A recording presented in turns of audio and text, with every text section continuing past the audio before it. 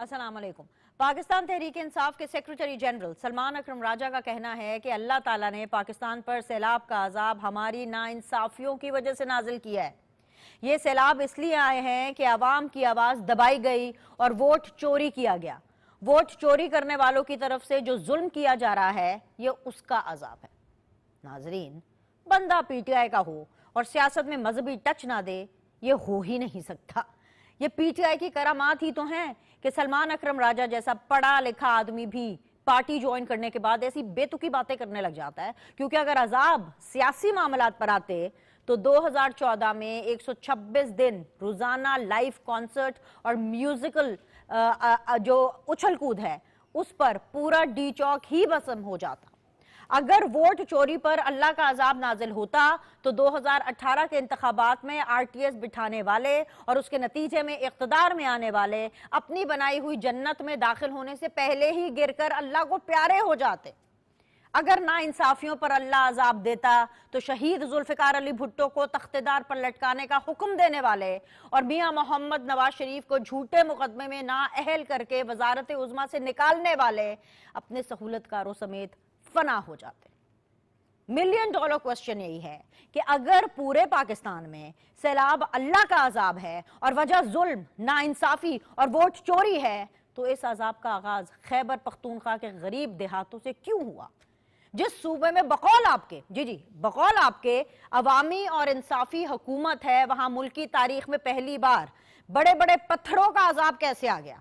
क्यों खैबर पख्तूनख्वा के पूरे गांव ही सफाई हस्ती से मिट गए? क्यों एक ही झटके में खैबर पख्तूनख्वा के सैकड़ों मासूम लोग लुक़्मा अजल बन गए? पंजाब में सैलाब को 10 दिन गुजर जाने के बावजूद अमवात की जो तादाद है वो 46 है। अमवात और आबादी की मुनासिबत से पंजाब में खैबर पख्तूनख्वा के मुकाबले में इंसानी जानों का ज़िया इंतहाई कम है। सलमान अकरम राजा पहले इस बात की वजाहत दें कि जिस सूबे में वोट चोरी नहीं हुआ, जहां जुल्म और नाइंसाफी नहीं होती, वहां 400 से ज्यादा लोग जाबहक क्यों हुए? और पंजाब में जहां आपके बकौल, आपके मुताबिक वोट चोरी हुआ और जुल्म किया जा रहा है, वहां बात इतनी कम कैसे हुई? अगर सैलाब हमारे अमाल का नतीजा है तो पंजाब में मुस्लिम लीग नून मुत्तहिद और खैबर पख्तूनख्वा में तहरीक इंसाफ इंतशार का शिकार क्यों है? क्यों सूबे का चीफ एग्जीक्यूटिव अली अमीन गंडापुर अपनी ही जमात के लोगों को बेशर्म और ढीठ कह रहा है? क्यों आपके सूबे में सब एक दूसरे को चोर, ढीठ और बेशर्म के अलकाबात दे रहे हैं? क्यों वजीर आला खैबर पख्तूनख्वा अली अमीन गंडापुर ये कहने पर मजबूर हुए हैं कि जी सेनेट इलेक्शन में टिकटों की तकसीम के हवाले से उन पर करप्शन और उम्मीदवारों के नामों पर हेर फेर के इल्जामात लगाए गए हैं? बानी पीटीआई की तस्दीक के बावजूद अब तक किसी बेशर्म ने उनसे माफी नहीं मांगी। उनके मुताबिक बेशर्मी वाला काम यही होता है ना कि ढीठ बनकर कुछ भी कह दें और फिर साबित भी ना कर सके। सलमान अकरम राजा साहब गौर फरमाइए और सुनिए कि गंडापुर साहब क्या फरमा रहे हैं। वो बिल्कुल ठीक कह रहे हैं कि ढीठ बनकर जो मुंह में आए बोल देना बेशर्मी वाला काम ही होता है।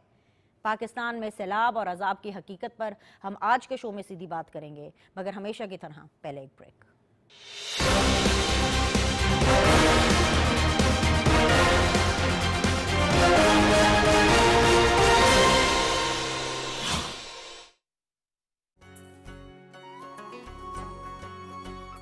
एक सोच ने अंगड़ाई ली है, एक और कली मुस्काई है। मेरे घर में सारे जहान की खुशी सिमट आई है। बारिश की पहली बूंद की मानिंद मेरे दिल से एक आवाज आई है कि ये नन्हे कदम रुकेंगे नहीं, ये मासूम ख्वाहिशें मिटेंगी नहीं, ये काबिलियतें थमेंगी नहीं। क्योंकि मैं हूं हमेशा इनके साथ। मेरी दोनों बेटियां मेरी कुल कायनात और मेरा खानदान है मुकम्मल। महकमा सेहतो आबादी हुकूमत पंजाब। हमें अमन के मजहब के नाम पर डराया गया, हम चुप रहे। जहां दरगुजर का हुक्म था वहां दहशत का सबक पढ़ाया गया, हम चुप रहे। हमारे अतराफ में खौफ नाचता रहा, हम चुप रहे।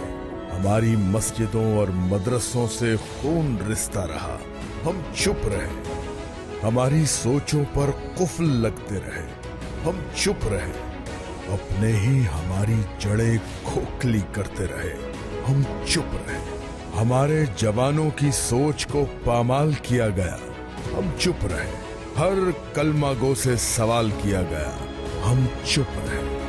याद रखें, चुप रहने से हालात नहीं बदलते।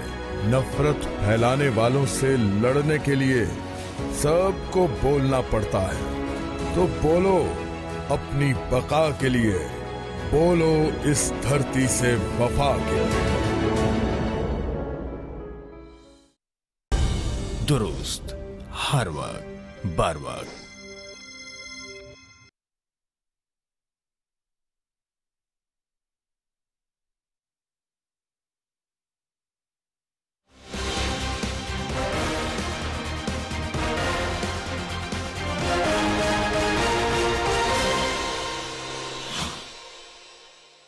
अस्सलाम वालेकुम जी, सीधी बात में आप लोग को खुशामदीद कहते हैं। ब्रेक के बाद आप लोग को खुशामदीद कहते हैं और मैं ख़ास तौर पर खुशामदीद कहूँगी जी अंजुम अकील साहब को, नून लीग को रिप्रेजेंट करें, बहुत बहुत शुक्रिया। खासुल ख़ास खुशामदीद जो है वो लालचंद माली साहब के लिए है और उससे भी ज़्यादा ख़ास पाकिस्तान पीपल्स पार्टी के जुल्फ़िकार बदर साहब के लिए। तीनों मेहमानों का बहुत बहुत शुक्रिया। One of the favourite panelist आज जो हैं मुझे शो में ज्वाइन कर रहे हैं। मैं उम्मीद करती हूँ कि एक अच्छी कंस्ट्रक्टिव डिस्कशन होगी। लेकिन माली साहब, क्योंकि आप मेरे सबसे ज़्यादा फेवरेट हैं, सॉरी बदर साहब, सॉरी अकील साहब, आपको बुरा लगेगा, पर माली साहब मेरे बहुत ज़्यादा फेवरेट हैं, तो मैंने उनसे शो का आगाज करना है। माली साहब, ये मतलब आप इतनी अच्छी बातें करते हैं, इतनी सेंसिबल बातें करते हैं, पता नहीं आपकी पार्टी के लोगों को क्या हो जाता है। अच्छे खासे सलमान अकरम राजा साहब थे, एजुकेटेड और इतने मैच्योर तरीके से बात करने वाले, आज तो उन्होंने कमाल ही कर दिया। मतलब वो ये कह रहे हैं कि जो ये सारा सैलाब आ रहा है ये एक अजाब है, और इसलिए अजाब है क्योंकि लोग ठीक नहीं हैं। लोग क्यों नहीं ठीक हैं? क्योंकि जी ढीठ हैं, जाहिर सी बात है, और वोट चोरी हुआ है और उसके नतीजे के अंदर जो है ये हुकूमतें बनी हैं, तो लिहाजा इस मुल्क में अजाब ही आने थे, क्योंकि नाइंसाफी बहुत है। मतलब सीरियसली माली साहब, आपको भी यही लगता है कि जो सलमान अकरम राजा साहब वजह बता रहे हैं सैलाब की तबाहकारियों की, वो पाकिस्तान लोगों की नाइंसाफी है? आपको लगता है वो ठीक कह रहे हैं? शुक्रिया बेनिश। आप सलमान अकरम राजा साहब हमारी पार्टी का एक असासा हैं, वो सेक्रेटरी जनरल हैं, बिल्कुल पढ़े लिखे हैं और कोई पटवारी नहीं है। बिल्कुल वो लॉजिकल बात करते हैं। वो बात कर रहे हैं मुल्क में इंसाफ की बात, सिर्फ सलमान अकरम राजा साहब ही नहीं कर रहे। आज अतर मिनल्ला साहब जो सुप्रीम कोर्ट के जस्टिस हैं, उन्होंने भी बात की है और उन्होंने कहा है कि ये जो लोग कह रहे हैं कि मुल्क में हाइब्रिड निजाम है, ये बुनियादी तौर पर हाइब्रिड निजाम का मकसद आमरीत है। तो जहां पे इंसाफ ना हो, जहां पे आपने देखा कि पहले एक 5 जजेस ने, इस्लामाबाद हाई कोर्ट के जजेस ने लेटर लिखकर कहा कि उनके काम में मदाखलत होती है, और आज फिर उन्होंने लेटर लिखे जो कल आज पे अखबारात में उन्होंने कहा कि इस्लामाबाद हाई कोर्ट जो है वो जो बुनियादी हकूक है, फंडामेंटल राइट्स है, उनको प्रोटेक्ट करने में उस पे वो सवालात उठा रहे हैं। सुप्रीम कोर्ट के जजेस आपके सवालात उठा रहे हैं। और जो इलेक्शंस होते हैं या जो मुल्क में जमहूरियत होती है, वो जमहूरियत वो होती है जिसमें अवाम की राय का एहतराम किया जाए और अवाम की राय का रिफ्लेक्शन हो।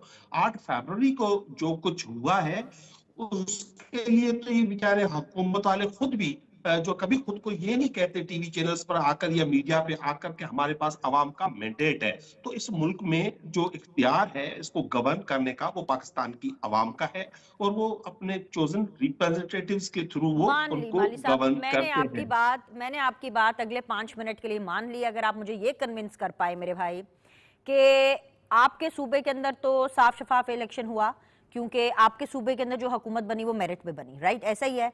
तो अगर अजाब वोट चोरी की वजह से आया तो सबसे खतरनाक, सबसे गंदे लेवल का जो सैलाब था, पहाड़ों का, पत्थरों का, गाड़े का, मिट्टी का, जो ना जाने कितनी फैमिलीज, कितने लोगों को इफेक्ट कर गया, वो आपके सूबे में क्यों आया? आपके मुताबिक तो आपके सूबे में बिल्कुल सही जो है वो इंतखाबात हुए थे, तो वहां पर तो टेक्निकली अजाब आना ही नहीं चाहिए था। देखिए, जो सैलाब आए और जिस तरह की तबाही हुई है उनको आप सूबे में बांट रही हैं, कभी केपी की बात कर रही हैं, कभी पंजाब की बात कर रही हैं। ये सलमान अकरम राजा साहब कह रहे हैं कि जो सैलाब की तबाहकारियां हो रही हैं वो ऊपर से अजाब आया है बिकॉज़ हम नाइंसाफ लोग हैं। जी देखिए, बात यह है कि आपको इसमें प्रोविंशियलिज्म में और इस तरह की नफरत की बातें हमें नहीं करना चाहिए। जो इस वक्त मुल्क में जो मसाइल हैं, जो सैलाब की वजह से तबाही हुई है, जिस तरह से लाखों लोग खासतौर पर पंजाब में खुले आसमान तले बैठे हुए हैं, वहां पे लोगों को फोटो शॉप्स होते हैं, वहां पे लोगों को खाने के लिए नहीं है, लोगों को टेंट नहीं मिल रहे, लोगों को वॉशरूम्स नहीं मिल रहे, लोगों को मेडिसिन नहीं मिल रही, लोगों के जो माल है यानी जो जानवर हैं उनको कुछ खाने पीने की अशिया नहीं मिल रही। एक इंसानी अलमिया ने जन्म लिया है, उसको हमें इतना नॉन सीरियस नहीं लेना चाहिए कि इसको मजहबी टच हो गया है। यही माली साहब, कितनी जबरदस्त आपने बात की कि ये इंसानी अलमिया है, हमें इस अलमिया के ऊपर बात करनी है, लेकिन आपने इस अलमिया को इतना इनसेंसिटिव बना दिया सलमान अकरम राजा साहब की इन बातों ने कि जी क्योंकि सर अलाउ मी टू से, क्योंकि पीटीआई के वोट चोरी हुए, क्योंकि पीटीआई के साथ नाइंसाफी हुई, क्योंकि पीटीआई के साथ जुल्म हुआ, तो इसलिए जी ये अजाब इलाही, सैलाब का अजाब जो है ये पूरी मुल्क के ऊपर जो है नाजिल हो गया। मतलब कि पार्टी के सेक्रेटरी जनरल हैं सर, आप कुछ भी और कहते तो मैं डेफिनेटली यहां पर मान लेती, लेकिन ये बात मतलब एटलीस्ट मैं as an anchor, as a Pakistani मैं डाइजेस्ट नहीं कर सकती। ये बड़ी इनसेंसिटिव कमेंट्स हैं। अंजुम अकील साहब, सैलाब का अजाब हो, सैलाब की तबाहकारियां हो, इसकी असल वजह क्या है? बिस्मिल्लाह रहमान रहीम। पहले तो जो आपने पॉइंट है कि ये अजाब है, देखें इसमें कोई शक नहीं है कि पानी हिंदुस्तान से आ रहा है और हिंदुस्तान में भी तबाही कर रहा है। आप देखेंगे वहां के भी जानवर जो हैं पानी में बहकर हमारे एरिया में आ रहे हैं, तो वहां पर भी अजाब है। अगर आप ये कहें कि 2019 में जो कोरोना आया था वो भी अजाब था, वो इनकी हुकूमत थी उस वक्त। तो ये नहीं है, अल्लाह ताला की तरफ से ये आजमाइशें आती हैं कौमों पे, और जो कौमें इनमें सर्वाइव करती हैं वो इन एक दफ़ा मंजी कौमें उन्हें से कहा जाता है। और पाकिस्तान ने बहुत सारे पहले भी आफतों का सामना भी किया और बर्दाश्त किया है, लेकिन इस दफ़ा जो क्योंकि जो माहौलियाती तब्दीली है उसकी वजह से हमें ज़्यादा सफ़र करना पड़ रहा है, ज़्यादा जानी नुकसानें हो रही हैं।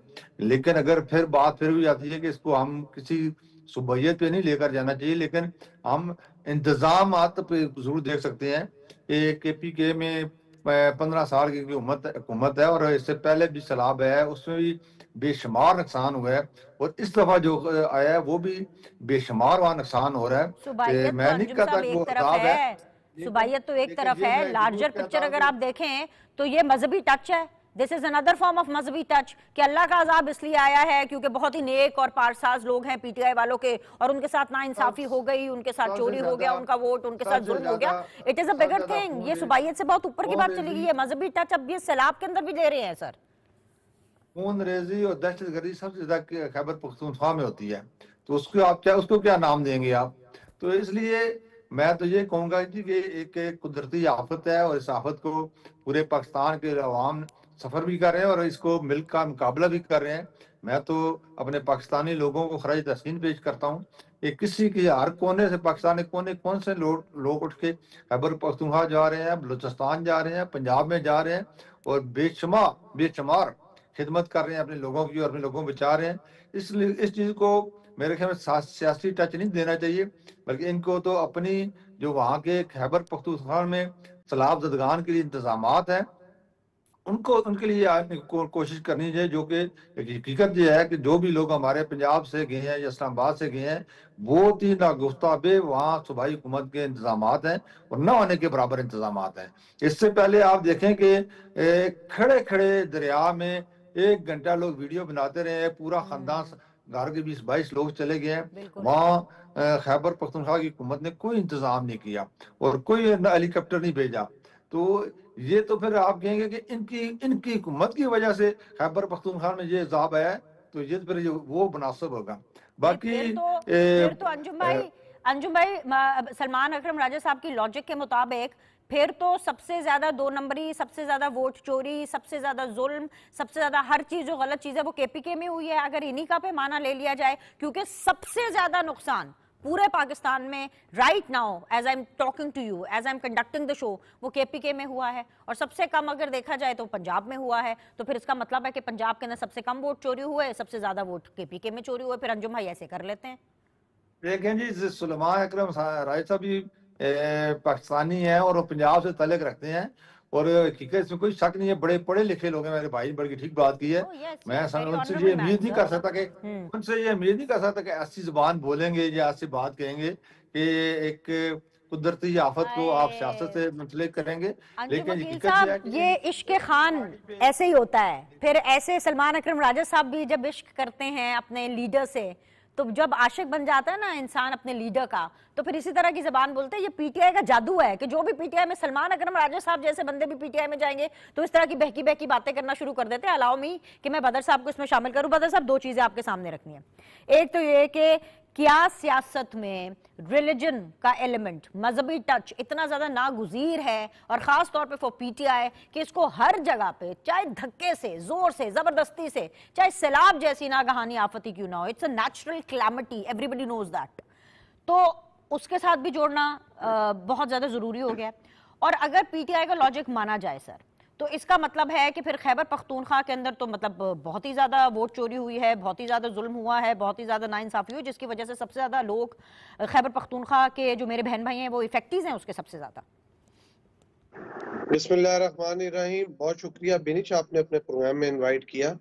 देखिए, मैं तो जाती तौर पे, और मैंने जो अपने वालिद को देखा, शहीद मोहतरमा बेनज़ीर भुट्टो साहिबा को देखा, और इवन बिलावल साहब भी जो पॉलिटिक्स करते हैं और जो उनकी डेली प्रैक्टिस है पॉलिटिक्स की, उसके अंदर, सियासत के अंदर कोशिश, मैक्सिमम कोशिश ये होती है कि कभी भी मजहब का टच ना दिया जाए, ना मजहब को इन्वॉल्व किया जाए। तो मजहब को आप साइड पे रखेंगे, हाँ, जब आपने इंसाफ करना होता है या जब आपने हुकूमत चलानी होती है, तो फिर आप वहां पे जाके कोई मजहब का या कानून साजी के अंदर आपने वो उसको मद्देनजर रखना होता है।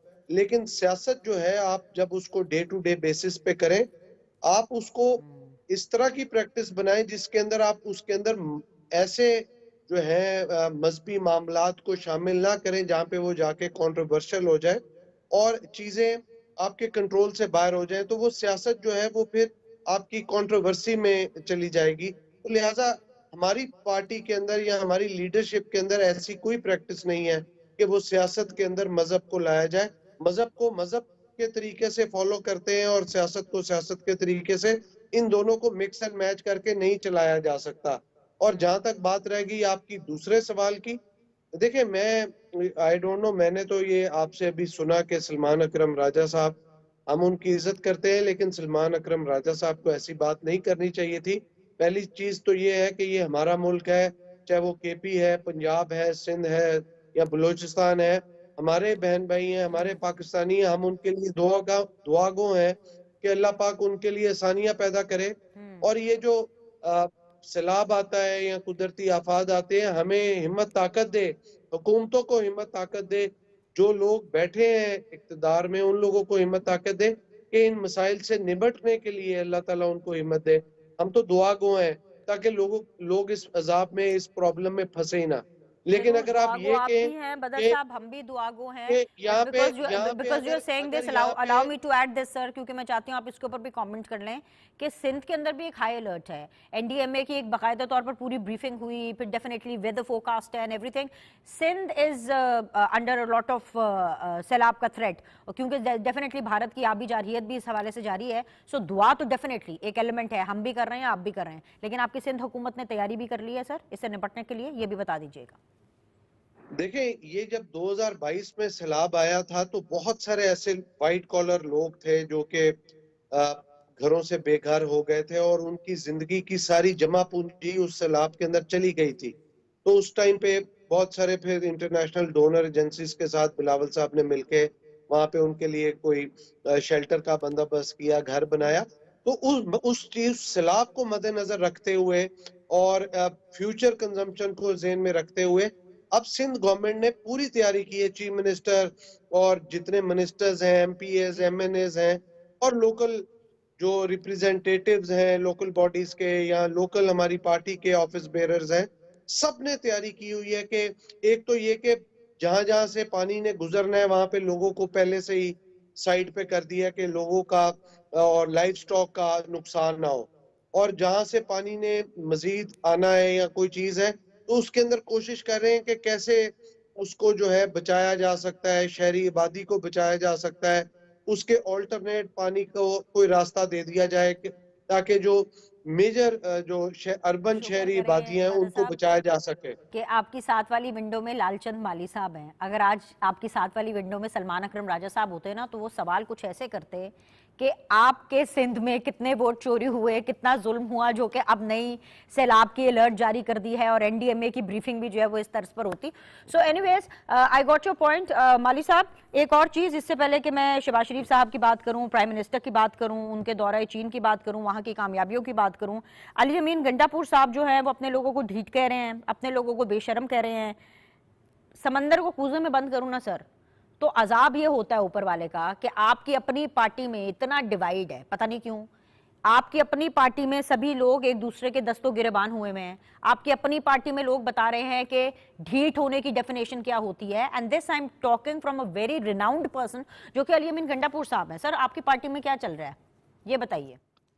देखिए, पहले तो बार बार आप वोट चोरी की बात कर रही हैं और केपीके का भी जिक्र कर रही हैं। इमरान खान साहब ने वाज़ेह तौर पे कहा है कि पूरे मुल्क में आप उसकी ऑडिट कराएं इलेक्शन की। उसके लिए हम सुप्रीम कोर्ट भी गए, इलेक्शन कमीशन भी गए, हमने हर फोरम पे कहा अगर हमने भी चोरी की है तो आप उसको साबित करें और आपने किए तो वो सामने आए। पूरी दुनिया जानती है कि वोट किसने चोरी किया और कब किया। 8 फरवरी का जो रिजल्ट था उसमें पाकिस्तान तहरीक इंसाफ 180 सीटें जीती। ये फॉर्म 47 की हुकूमत इस वक्त वजूद में आई हुई है। वो खुद परेशान है कि हम किस तरह से हुकूमत में हैं। जहां तक इख्तिलाफात की बात कर रही है, देखिए हमारी पार्टी में यकीनी तौर पर कुछ इश्यूज आते हैं। इसका मकसद ये नहीं है कि आप उसको इस तरह का ले जाए इख्तिलाफ जिस तरह का ख्वाजा आसिफ और हनीफ अब्बासी साहब का कौमी असेंबली में हो गया है। वो ख्वाजा आसिफ साहब कह रहे हैं बार बार कि भाई वो सियालकोट में जो एक एमएनए को ठेका मिला उसमें अरबों रुपए की उसने करप्शन कर ली है। वो बार बार कह रहे हैं कि जो मुल्क की ब्यूरोक्रेसी पोर्चुगाल में प्रॉपर्टीज ले रही हैं, वो ऑडिटर जनरल की रिपोर्ट आई है कि 375 ट्रिलियन रुपए की जो है वो खुर्द बुर्द हो गई है। उस पर हनीफ अब्बासी साहब नाराज हो गए और उनसे इस्तीफा का मुतालबा कर लिया है।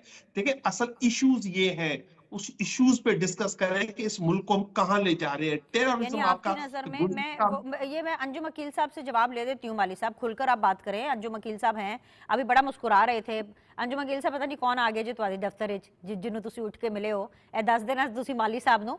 लेकिन माली साहब आपके लिए ये कोई कंसर्न की बात नहीं है कि अगर खैबर पख्तूनख्वा के चीफ एग्जीक्यूटिव ये कह रहे हैं कि उन पर इल्जाम लगाया गया सेनेट इलेक्शन में उन्होंने उम्मीदवारों के नामों पर हेर फेर की, और क्योंकि वो ये कहते हैं कि ये इल्जाम मेरे पे गलत है, यानी सेनेट इलेक्शन के कैंडिडेट, सेनेट इलेक्शन का जो पूरा प्रोसेस है, अगर उसके ऊपर आप ही की पार्टी के लोग, आप ही के पार्टी के जो पोस्टर बॉय हैं अली अमीन गंडापुर, उनके ऊपर आवाज उठा रहे हैं, तो आपको लगता है कि ये रियल इशू नहीं है, this is a smaller issue, और Hanif Abbasi versus Khawaja Asif is a bigger issue, आप ये कहना चाह रहे हैं? आप अपना जवाब देगी। हाँ, ये अंजुम अकील साहब बता देंगे कि ख्वाजा आसिफ वर्सेस हनीफ अब्बासी का क्या स्कोर है। आप अपना जवाब दीजिए मुझे कि what is happening in your party sir. जी सर। जी बिल्कुल, मैं वही कह रहा हूँ कि ये बिल्कुल एक नॉन इशू है हमारी पार्टी में। हर किसी को हक है कि अपने अपना मौक़िफ़ वो बयान करे। उन्होंने यकीनन अपना मौक़िफ़ बयान किया होगा। सेनेट के इलेक्शन हो गए, खत्म हो गए। मैं नहीं समझता कि मुल्क को इस वक्त जो सूरत हाल है, जिस तरह आइन वायलेट हो रहा है, जिस तरह अनडिक्लेयर्ड मुल्क में मार्शला है, आपकी अदलिया जो है डिसफंक्शनल होती हुई नजर आ रही है। इशू नहीं खत्म हुआ ना, गंडापुर साहब नहीं छोड़ रहे ना। गंडापुर साहब कह रहे हैं कि बानी पीटीआई ने तस्दीक की आफ्टर सेनेट इलेक्शन। सुन ले, पहले तसल्ली से सुन लीजिए, मेरी आपकी लड़ाई और बहस नहीं है माली साहब, मैंने आपको मौक़िफ़ के लिए बुलाया। आप सुन लीजिए कि मसला क्या है। मैं तो बात छोड़ दूं, मैं तो अगले सवाल पे चली जाऊं। मेरे पास तो पूरा रन डाउन है भाई, चाइना के अंदर जितने झंडे गाड़े हैं हमारे प्राइम मिनिस्टर साहब ने। लेकिन मसला ये है कि गंडापुर साहब नहीं बात छोड़ रहे ना। वो कह रहे हैं कि जी मेरे बानी ने तस्दीक कर दी, किसी बेशर्म ने मुझसे माफी नहीं मांगी, मेरे पर इल्जाम लगाया कि मैंने सेनेट के इलेक्शन के अंदर हेरफेर की, वो बात नहीं छोड़ रहे। यानी आप ही के पीटीआई की बात नहीं छोड़ रहे हैं, तो मैं कैसे बात छोड़ूंगी? एक सूबे के चीफ एग्जीक्यूटिव है सर। जी सर। उनकी एक अपनी राय है, लेकिन मैं भी अपनी कैसे बात छोड़ूं कि वो आपका एक वफाकी वजीर इल्जाम लगा रहा है कि मुल्क में करप्शन किस हद तक पहुंच गई है, और आप उनके बयानात को लेके हम यहाँ रोना पीटना लगा के बैठे। बयानात की बात नहीं है, आगे बढ़ने की बात है, इस मुल्क में जमहूरियत बहाल करने की बात है। इसमें करप्शन जो मुल्क की तारीख की सबसे बड़ी करप्शन हो रही है, ये मैं नहीं रिपोर्ट कर रहा, आपका ऑडिटर जनरल कर रहा है, आपका मीडिया कर रहा है। आपने चीनी महंगी कर दी, 200 रुपए किलो हो गई, 125 रुपए किलो अब आटा हो गया है। अवाम के इशू ये हैं, कोई क्या बयान दे रहा है, वो इश्यूज नहीं है। इस कौम के मसाइल हल करें। आप जो ये खुले आसमान के तले ये जो लाखों लोग बैठे हैं, आपकी चीफ मिनिस्टर जाती हैं, फोटोशॉप कराती हैं, नारे लगवाती हैं, किसी और को काम नहीं करने देते, और कोई काम करता है, पीटीआई के वर्कर जाते हैं तो उनको पकड़ कर वापस रवाना कर दिया जाता है। वैसे माली साहब, मैं जवाब ले देती हूँ, लेकिन मैं सोच रही थी कि आधे से ज्यादा शो गुजर गया, अभी तक पीटीआई की तरफ से मरियम नवाज के ऊपर कोई बात ही नहीं हुई। लेकिन अच्छा है आपने आधे शो के बाद कर ली बात। अंजुम वकील साहब, फोटो शूट हो रहे हैं या फोटो शॉप हो रहे हैं बकौल लालचंद माली साहब के, मरियम नवाज साहिबा क्या कर रही हैं इसके ऊपर तो आप बात कर लीजिए। लेकिन जी ये बड़े कीन है, ख्वाजा आसिफ वर्सेस हनीफ अब्बासी, कितना इम्पोर्टेंट है ये लड़ाई पाकिस्तान की नेशनल असेंबली के लिए, पीटीआई के लिए बड़ी इंपॉर्टेंट है सर, उनको इसका जवाब चाहिए, तो आप इसका भी जवाब दे दीजिए, और मरियम नवाज साहिबा जो सैलाब में काम कर रही हैं उसके बारे में भी इनको बता दीजिए। जी सर। देखें जी, पहली बात जो उन्होंने हनीफ अब्बासी और ख्वाजा आसिफ की बात की है वो अच्छा, अब अंजुम वकील साहब, मुझे एक हार्ड ब्रेक का कहा जा रहा है, मैं चाहती हूँ कि मैं आपकी बात आने सुनूं। एक छोटा सा ब्रेक ले लेते हैं, ब्रेक के बाद वापस आएंगे तो फिर अंजुम वकील साहब के साथ दोबारा कनेक्ट करेंगे। Will be back.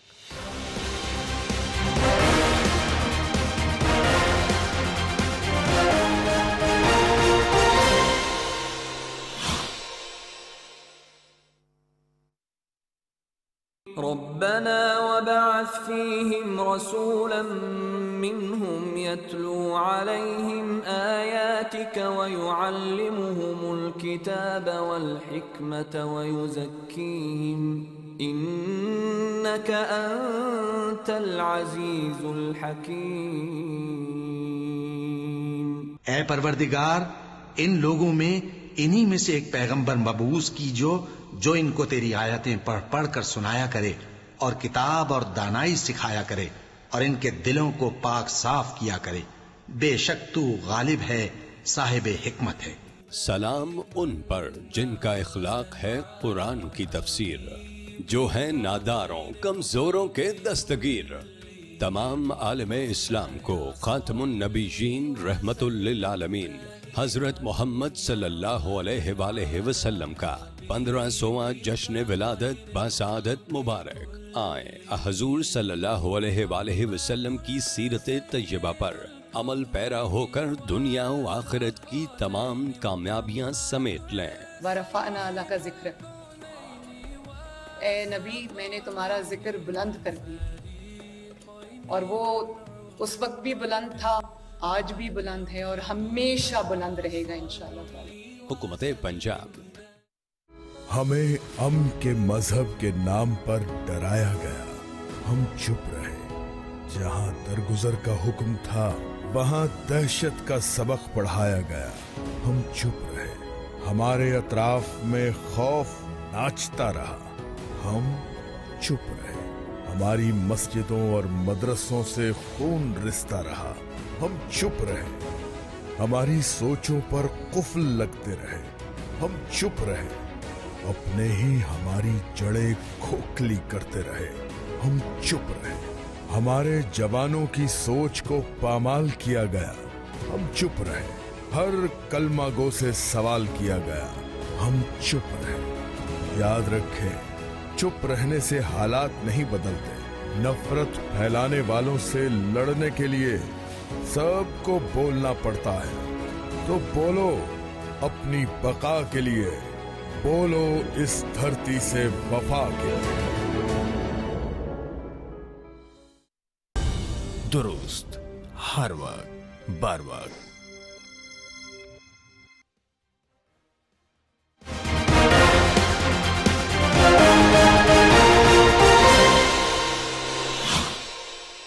ब्रेक के बाद आप लोग को खुशामदीद कहते हैं। अंजुम वकील साहब मेरे साथ मौजूद हैं, लालचंद माली साहब मेरे साथ मौजूद हैं, जुल्फिकार बदर साहब मेरे साथ मौजूद हैं। जी अंजुम वकील साहब, uninterrupted, the mic is your, the floor is yours. और लालचंद माली साहब जो है वो बिल्कुल अभी स्क्रीन के पास आ गए हैं और बड़े गौर से वो अब आपकी बात सुनने वाले हैं कि वो जानना चाहते हैं कि ये गॉसिप क्या है। हनीफ अब्बासी साहब और ख्वाजा आसिफ साहब के बीच में क्या चल रहा है, और मरियम नवाज साहिबा की परफॉर्मेंस इनको बताइए जी। पहली बात यह कि हनीफ अब्बासी साहब और ख्वाजा आसिफ साहब के कुछ भी नहीं चल रहा, वो अच्छे आपस में दोस्त हैं। और ये बातें करना ये तो कोई ऐसी बात नहीं है, और कोई गलती हो तो निशानदेही करना भी मैं समझता हूँ ये भी कोई बुरी बात नहीं है। पहली बात ये है। करप्शन की बात करें तो इनके दौर की मैं 190 पाउंड की अभी तो केस चल रहा है, वो भी आपके 190 मिलियन पाउंड की है, वो भी आपके सामने है। बिलियन ट्री है, अभी कोस्तान का इशू बहुत बड़ा एक इशू बना है। ये सारी इनकी करप्शन है। लेकिन हम छोड़े इन चीजों को, बात फिर आगे की देखने की बात है कि आप इन्होंने 2018 से 2022 तक मुल्क को दुनिया में तनहा कर दिया था, और मुल्क ग्रे लिस्ट में चला गया था, मुल्क में दिवालिया होने वाला था। और इन्होंने खुद मुल्क की मोहब्बत में IMF को लिखा था जी कि आप इनको कर्ज ना दें, और इन्होंने खुद कोशिश की थी कि पाकिस्तान श्रीलंका बने। ये तो इनकी मबल वतनी है।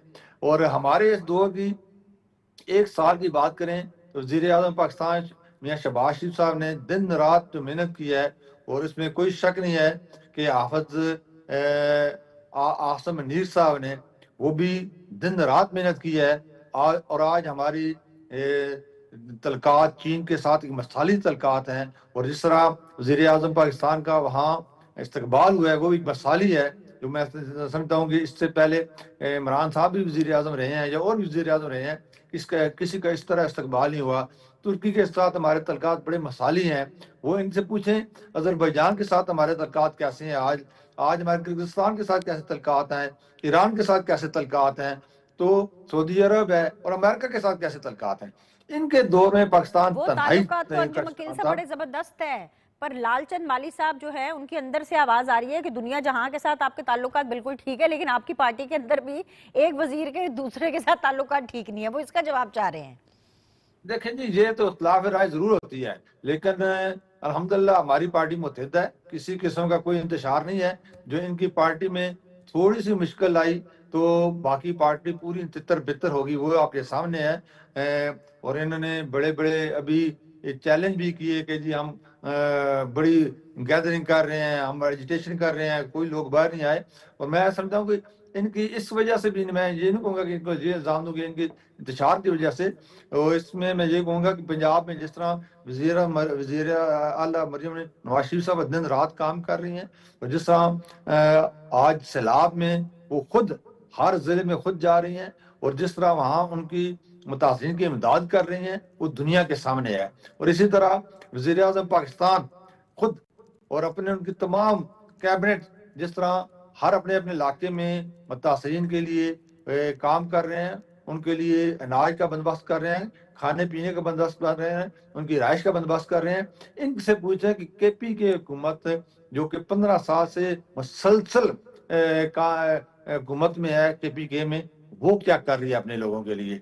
तो अल्हम्दुलिल्लाह मैं तो ये कह सकता हूँ कि आज पाकिस्तान का सबसे बड़ा सूबा पंजाब है, और तो जो 12-14 करोड़ के करीब जिसकी पॉपुलेशन है, और इतने बड़े सूबे में आज जो इनके यहाँ नुकसान हुआ है कि खैबर पख्तूनख्वा में, उसका अगर कंपैरिजन करें आप पंजाब से तो बहुत ही कम नुकसान हुआ है। हालांकि अगर आबादी के लिहाज से बात करें तो पाकिस्तान का पंजाब जो है KPK से तकरीबन 3 गुना बड़ा है, लेकिन अच्छी मैनेजमेंट की वजह से, अच्छी निगरानी की वजह से बहुत ज्यादा कम नुकसान हुआ है पंजाब में। और फिर जिस तरह लोगों की मदद की जा रही है वो भी सामने है, और फिर जिस तरह इनकलाबी इंतजाम इससे पहले, इस्लाह से पहले मोहतरमा मरियम नवाज शरीफ साहब अपने सूबे के लिए, लोगों के जवानों के लिए, अपने जो माएँ बहनें घर बैठी हैं उनके लिए, अपने किसानों के लिए जो काम किया है, ये तारीख का ऐसा है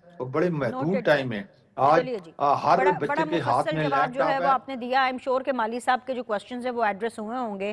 जुल्फिकार बदर साहब, एक तो आप भी बता दीजिए कि देखिए PTI की अंदरूनी इख्तलाफात और लड़ाइयों के बारे में इसलिए हम सवाल करते हैं, और इसलिए वो बार बार किया जाएगा क्योंकि PTI ने अपना मॉरल ग्राउंड बहुत हाई रखा हुआ है, सीधी सी बात है।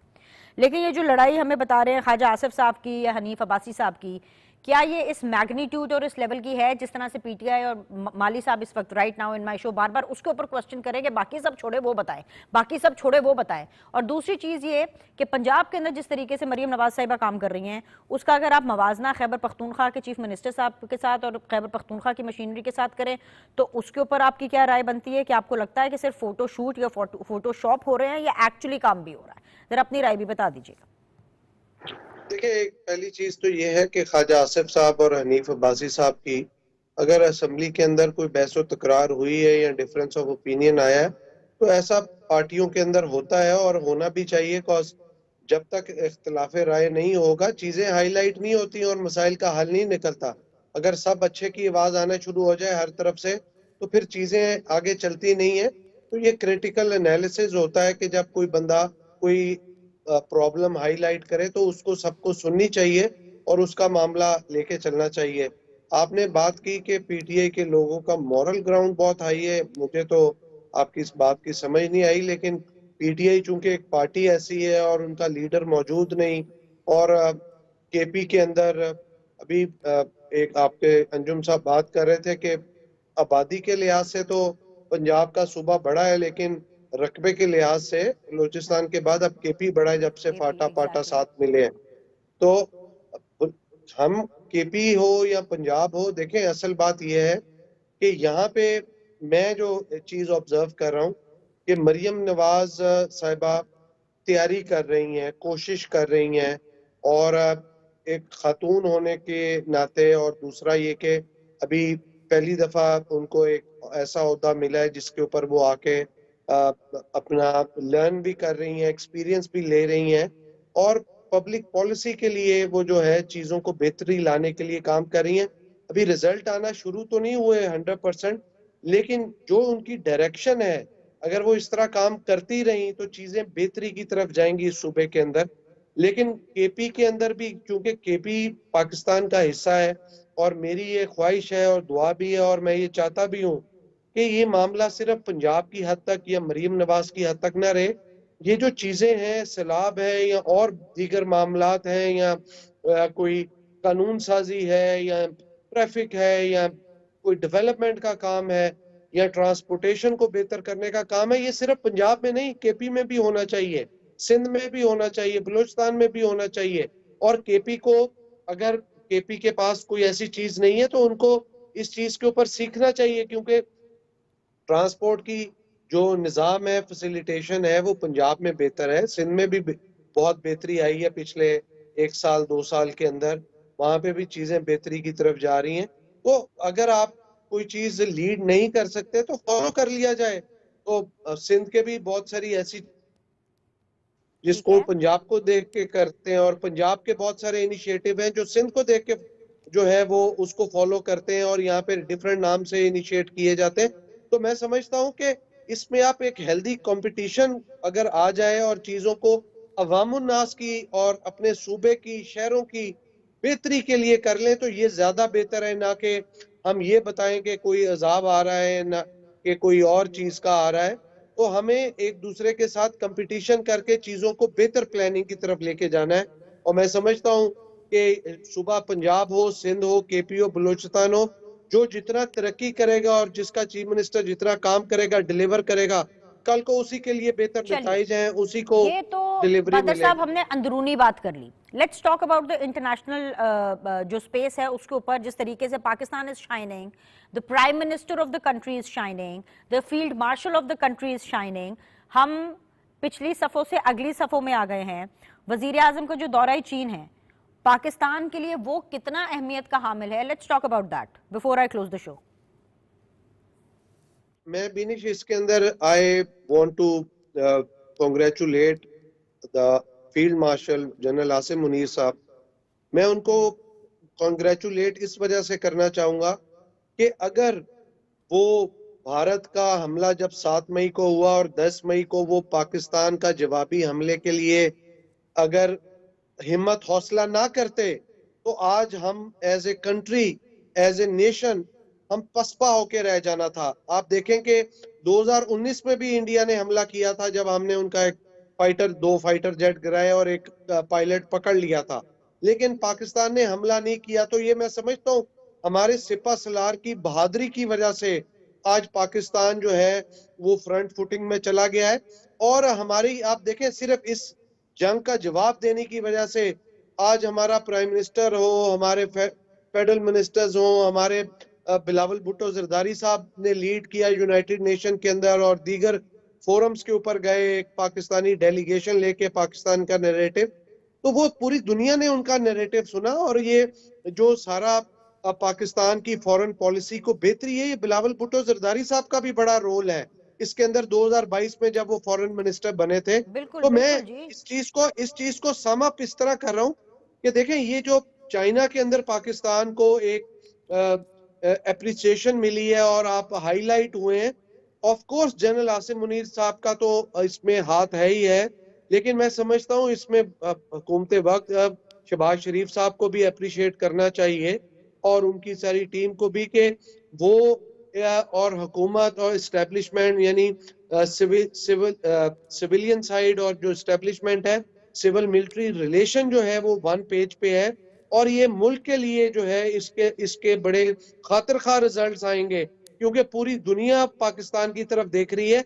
और आप देखें 1 साल पहले जो पाकिस्तान था जब ये हुकूमत आई, उस टाइम के जो मसाइल थे और आज के जो मसाइल हैं, हम मसाइलों की तरफ उनको एड्रेस कर रहे हैं और इकोनॉमिक इश्यूज को उनसे बाहर निकल रहे हैं। हम आने वाले टाइम में इंशाल्लाह ताला इन तमाम इकोनॉमिक मसाइल से बाहर निकलेंगे और हमारी फॉरेन पॉलिसी से पाकिस्तान को बहुत हद तक फायदा होने जाएगा इंशाल्लाह। Zulfikar Badar Sahab, your point is very well been taken at least by me and by my cameraman in the studio, और जितने लोग भी देख रहे हैं। माली साहब ने इस पॉइंट को कैसे लिया है, प्लीज अलाउ मी कि मैं फाइनल कमेंट्स के लिए उनके पास जरूर जाऊं। माली साहब, जिस बड़ेपन का, जिस वसी जो है वो दिल का मुजाहिरा पीपल्स पार्टी ने किया है, और कहीं ना कहीं ये फैक्ट बेस भी है कि congratulations to of course Bilawal Bhutto and to the field marshal and to the prime minister of the country, और हर पाकिस्तानी को मैं यहाँ पर ऐड करूँगी जिन्होंने अपना किरदार अदा किया है ताकि पाकिस्तान जो है वो इंटरनेशनल फोरम के ऊपर चमके। आप भी उस बड़े दिल का और उस वसीतर अल्फाज का जो ख़जाना आपके पास है उसका इस्तेमाल करते हुए अंजुम अकील साहब को मुबारकबाद देंगे। विनिशा, देखें पहले तो आप मैं छोटा सा एक क्विक कमेंट करूंगा कि केपी की हुकूमत ने जो फ्लड से अफेक्टेड लोग हैं उनके लिए क्या किया है। देखिए, जो भी लोग अपनी जान गंवा बैठे हैं उनके लिए 20 लाख, जो जख्मी हुए हैं उनके लिए 10 लाख, जिनकी दुकानें गिर गई हैं उनको 10 लाख, जिनके घर गिर गए हैं उनको 10 लाख, सबके लिए प्रॉमिस किया है। उनके अपने रिसोर्सेज से केपी के गवर्नमेंट जो है उनका अजाला करेगी। इस तरह की पंजाब गवर्नमेंट ने कोई बात नहीं की है। बाकी बात जो मैंने ख्वाजा आसिफ की कही, ये दोनों मेरे भाई जो हैं बात को स्किप कर रहे हैं। ख्वाजा आसिफ मुल्क में बड़ी बदनवानी और करप्शन के इल्जामात लगा रहे हैं और हुकूमत के एमएनएस पे लगा रहे हैं कि वो इसमें शामिल है। और सियालकोट का उन्होंने मिसाल दिया कि जो रोड बने वो तबाह बर्बाद हो गए हैं क्योंकि यहाँ पे सिर्फ और सिर्फ करप्शन हो रही है।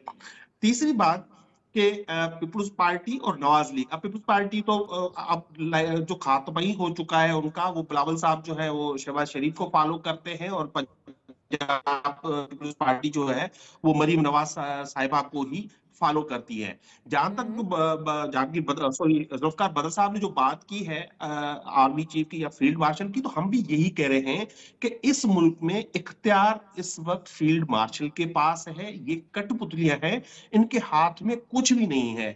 आप अमेरिका का विजिट देख लें तो प्राइम मिनिस्टर नहीं जा सकते, नहीं मिल सकते, बिलावल भुट्टो नहीं मिल सकते, फील्ड मार्शल मिल सकते हैं क्योंकि दुनिया इस वक्त देख रही है कि यहाँ पर जो आज अतर मिल्ला साहब ने भी कहा कि मुल्क में आमनियत है, अगर हाइब्रिड निजाम है तो उसमें आमनियत है। मैंने शो क्लोज करना है, आपने मुबारकबाद देनी है अंजुम अकील को, जुल्फिकार बदर साहब को, कि नहीं देनी? वेरी क्विकली मुझे रैप अप करना है। उठा लेगा एमसीआर, उठा लेगा शो? जी सर। 12 रबीउल अव्वल वाला वीकेंड है, मुबारकबाद दे दें। नहीं देना चाहते, चले फिर मैं ना ही समझू। अंजुम अकील साहब सॉरी, वो नहीं देना चाहते आपको मुबारकबाद। I am really sorry Zulfikar Badar Sahab, आप सिर्फ अपने आप की खुद ही तारीफ करके खुश हो जाएं। आज के लिए इतना ही। तीनों मेहमानों का बहुत बहुत शुक्रिया। अल्लाह ताला आप लोगों से मंडे को दोबारा मुलाकात करेंगे। लुक आफ्टर योरसेल्फ, अल्लाह हाफिज।